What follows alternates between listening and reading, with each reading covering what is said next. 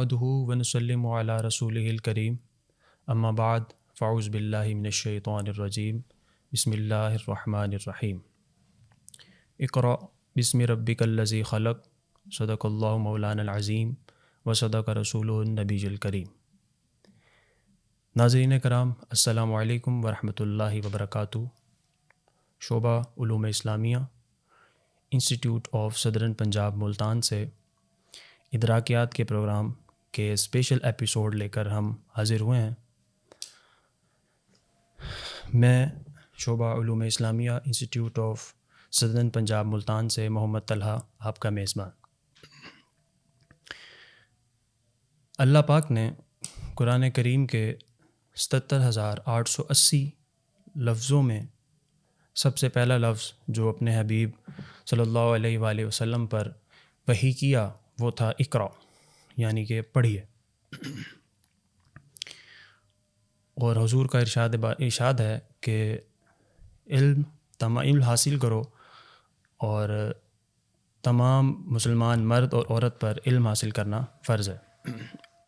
اسی سلسلے میں شعبہ علوم اسلامیہ اور انسٹیٹیوٹ آف صدرن پنجاب کے شعبہ علوم اسلامیہ سے متعلق گفتگو کرنے کے لیے آج ہمارے مہمان خصوصی ہیں پروفیسر ڈاکٹر مفتی سعید الرحمان اعوان صاحب، صدر شعبہ علوم اسلامیہ انسٹیٹیوٹ آف صدرن پنجاب ملتان۔ سر السلام علیکم۔ وعلیکم السلام ورحمۃ اللہ۔ سر کیا حال ہے آپ کا؟ جی اللہ کا شکریہ۔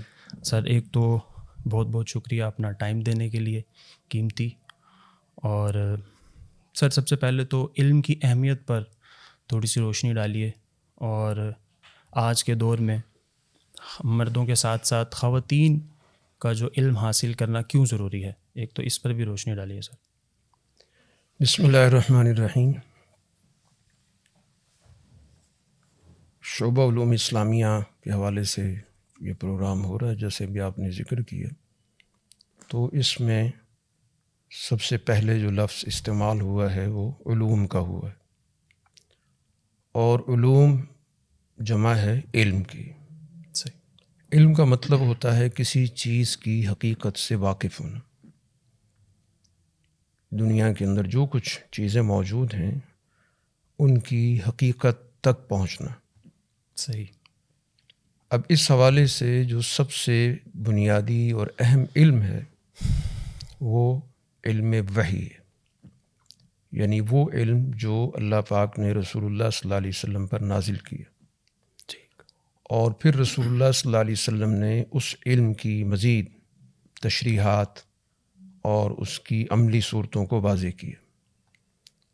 اس کا بنیادی مقصد یہ تھا کہ انسان کو اپنے مقصد تخلیق کا علم، کہ میں دنیا میں کیوں آیا ہوں، کیونکہ دنیا میں ہر چیز مقصد سے پہچانی جاتی ہے۔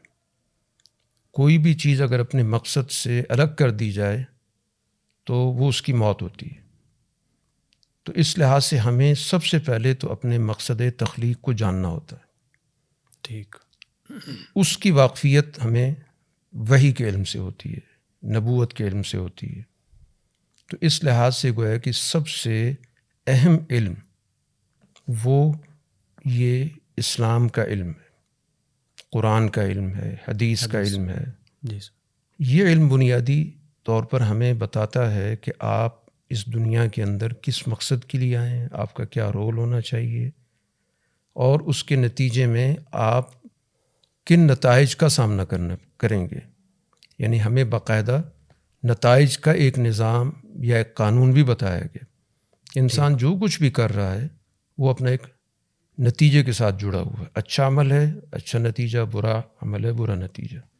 تو اس چیز کا ادراک، اس چیز کا جاننا، اس چیز کا علم، یہی در حقیقت بطور مسلمان کے ہماری بنیادی ذمہ داری ہے۔ تو سر عصر حاضر میں علوم اسلامیہ کو اگر کوئی چوز کرنا چاہے تو اس کی اہمیت پر بھی تھوڑا سا روشنی ڈالیں، اور خاص طور پر سر مرد حضرات، ہم نے دیکھا ہمارے معاشرے میں مرد حضرات علم حاصل کرتے ہیں علوم اسلامیہ کی طرف، لیکن خواتین کا رجحان ذرا کم ہے، اس پر بھی ذرا تھوڑی سی روشنی ڈالیں۔ دیکھیں جی، علم جو ہے یہ تو تمام انسانوں کے لیے بغیر کسی تفریق کے، ڈسکریمنیشن، بغیر کسی امتیاز کے، مرد کے لیے بھی ضروری ہے، عورت کے لیے بھی ضروری ہے، بلکہ اگر موازنہ کریں تو عورت کے لیے اس لحاظ سے زیادہ ضروری ہو جاتا ہے کہ اس نے ایک نسل کی تربیت کرنی ہوتی ہے. ٹھیک. وہ محض ایک خاتون نہیں ہوتی بلکہ وہ سوسائٹی کے اندر اس کی حیثیت ایک اتالیق، ایک استاذ، ایک معلم، ایک مربی کی بھی ہوتی ہے. اور اسی وجہ سے جب ہم اسلام کے حوالے سے بات کرتے ہیں تو رسول اللہ صلی اللہ علیہ وسلم کی زندگی میں پورا اہتمام تھا کہ جیسے مرد حضرات کو علم کے حصول کے مواقع حاصل تھے تو باقاعدہ رسول اللہ صلی اللہ علیہ وسلم نے خواتین کے لیے اہتمام کیا کہ ان کو بھی ہر ہفتے باقاعدہ علیحدہ ایک تعلیم و تربیت کا نظام دیا جائے. ٹھیک. تو اس لحاظ سے گویا کہ علوم اسلامیہ یہ تمام مسلمانوں کی اور جو بھی دین سے دلچسپی رکھنے والے انسان ہیں بغیر کسی امتیاز کے، مرد ہو عورت، یہ ان کے لیے بنیادی ذمہ داری بنتی ہے کہ اس کو حاصل کریں. اچھا سر، دوسرا ہمارا یہ institute of southern Punjab Multan میں ایک تو سر اس بارے میں بتائیں کہ یہاں پہ ہم شعبہ علوم اسلامیہ میں کون کون سے ڈگری ایوارڈ کر رہے ہیں، کون سے کورسز جاری ہیں؟ جی، سب سے پہلے تو یہ ہمارا جو انسٹیٹیوٹ ہے، انسٹیٹیوٹ آف سدرن پنجاب، جی سر، یہ اس پورے خطے کے اندر پرائیویٹ سیکٹر میں سب سے بہترین درسگاہ ہے. اپنے محل وقوع کے اعتبار سے، اپنے وسائل کے اعتبار سے، اپنی سہولیات کے اعتبار سے، اپنی بلڈنگز کے اعتبار سے، اور ابھی حال ہی میں خاص طور پر میں لائبریری کا ذکر کرنا چاہوں گا کہ اس پورے خطے کے اندر اس سے بہتر لائبریری موجود نہیں ہے. اچھا. اور اسی طرح یہاں پر جو اساتذہ ہیں وہ بھی اپنی فیلڈ کے اندر اعلیٰ درجے کی مہارت اور اعلیٰ درجے کی سند، اور جن کے پاس مختلف قومی اور بین الاقوامی یونیورسٹیز میں پڑھانے کا تجربہ موجود ہے. تو اس لیے میں سمجھتا ہوں کہ اس خطے کے لیے یہ ادارہ انسٹیٹیوٹ آف سدرن پنجاب ایک بہت بڑی نعمت ہے. اور یہاں پر تقریباً کوئی 20 شعبوں کے اندر BS بھی ہو رہا ہے، ٹھیک سر، MS کی کلاسز بھی ہو رہی ہیں، اور یہاں پر PhD کا بھی اب آغاز ہو چکا ہے. ریگولر سر کون کون سی ہو رہی ہیں؟ اس میں BS کی کلاسز ریگولر ہوتی ہیں. ٹھیک سر. اور اس کے علاوہ ویکنڈ کلاسز، یہ ان لوگوں کے لیے بہت بڑی سہولت ہے کہ جو باقی دنوں کے اندر اپنی مصروفیات کی وجہ سے تعلیم نہیں حاصل کر سکتے، تو یہ ویکنڈ پروگرام جو MS اور MPhil کا، صرف MS اور MPhil سر؟ جی ہاں. اور کچھ ڈپارٹمنٹ کے اندر BS کے پروگرام بھی ہیں، لیکن وہ محدود ہیں. زیادہ تر جو BS کے پروگرام ہیں وہ ریگولر بیس پہ ہو رہے ہیں. تو اب انہی میں سے ہمارا یہ شعبہ ہے، شعبہ علوم اسلامیہ. اس کے اندر باقاعدہ پروگرام BS کا بھی موجود ہے، ٹھیک سر، اور MPhil کا بھی موجود ہے، اور انشاءاللہ ہمیں بہت امید ہے کہ ہم اگلے سال سے PhD کی کلاسز بھی شروع کرنے کے قابل ہو جائیں گے. تو اب ہم یہ سمجھتے ہیں کہ انسٹیٹیوٹ آف سدرن پنجاب میں جو اسٹوڈنٹ آ رہے ہیں ان کے لیے مواقع علم کے حصول کے اتنے آسان کر دیے گئے کہ وہ اپنی دیگر جو مصروفیات ہیں، ملازمت ہے، وہ اب رکاوٹ نہیں بن سکتی. اور پھر جو یہاں پہ اساتذہ ہیں وہ PhD ہیں، ان کے مختلف جرائد جرنلز کے اندر ایک بڑی تعداد میں آرٹیکلز بھی چھپ چکے ہیں. صحیح. کانفرنسز میں وہ جاتے ہیں. صحیح. اور جو اس وقت فیلڈ کے اندر نیا علم تخلیق ہو رہا ہے، نئی ریسرچ ہو رہی ہے، اس سے پوری طرح آگاہ ہیں، واقف ہیں.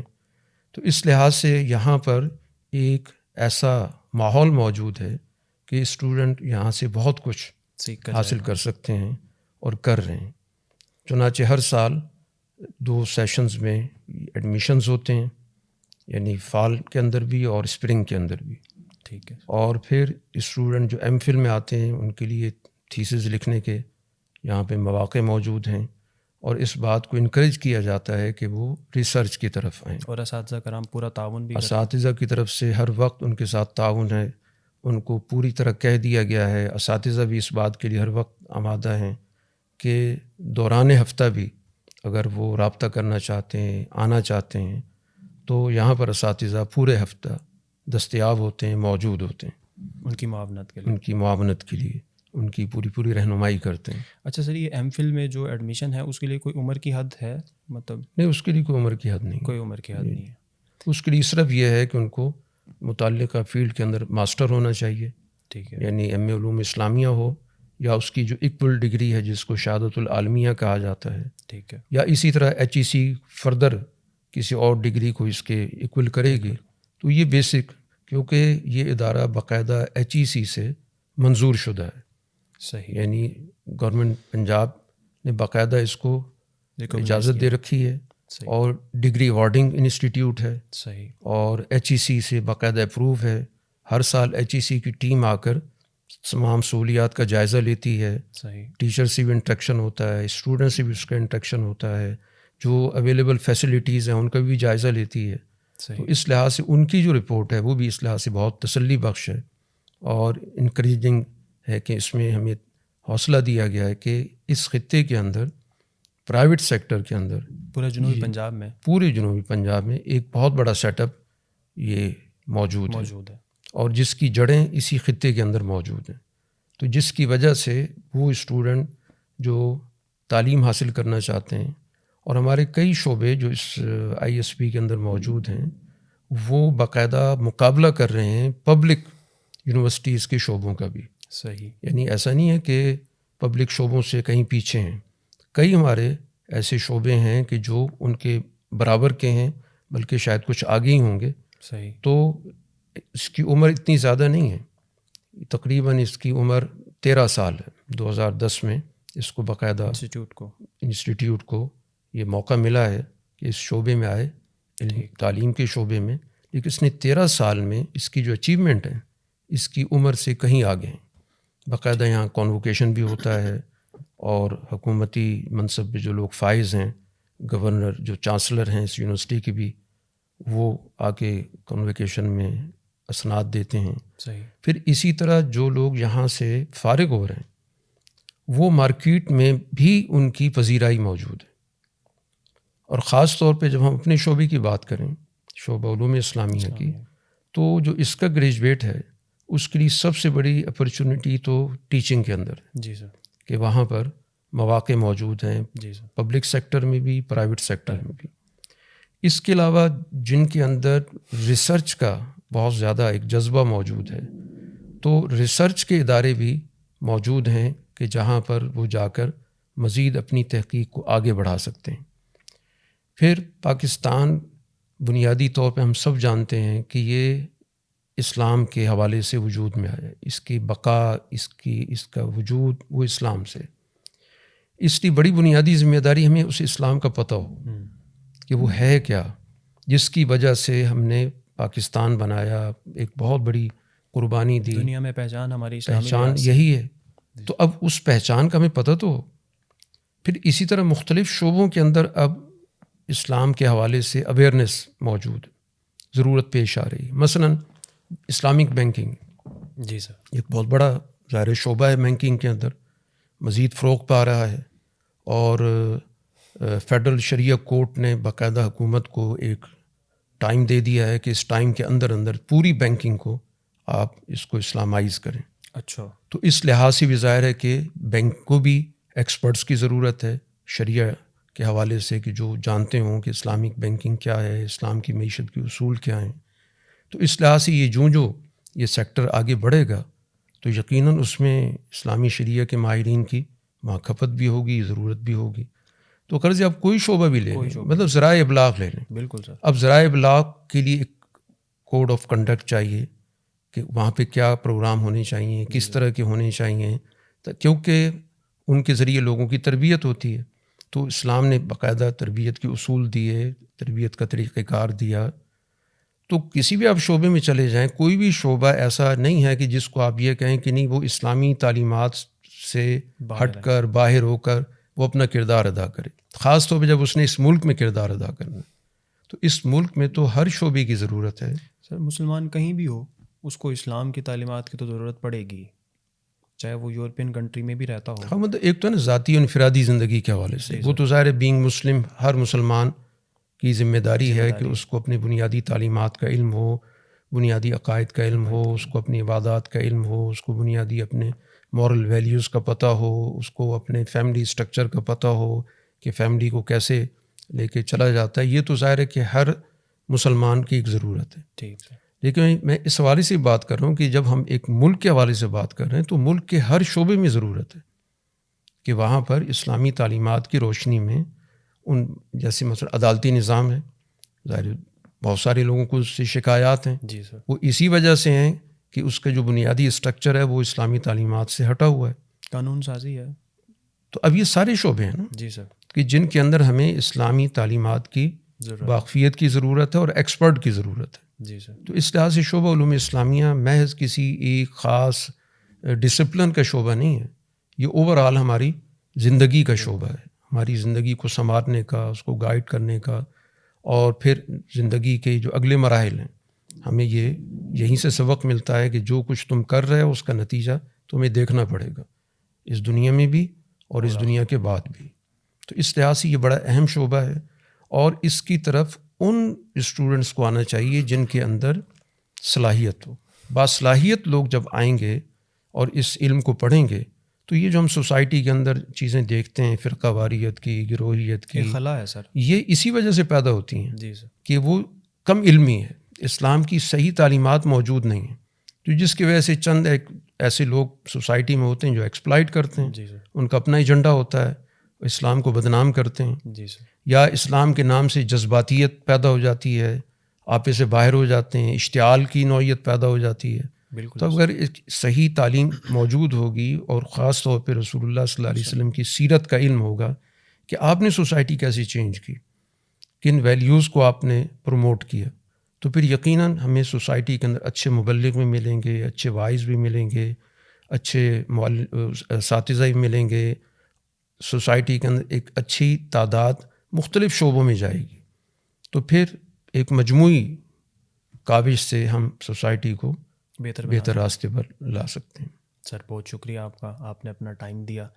اور ناظرین کرام، جس طرح کہ سر نے بتایا کہ علوم اسلامیہ آج کے دور میں کس حد تک ضروری ہے، تو اسی حوالے سے ہم دعا گو ہیں کہ اللہ پاک ہمیں علم حاصل کرنے اور اس پر خاص طور پر عمل کرنے کی توفیق عطا فرمائے. وما علینا الا البلاغ المبین.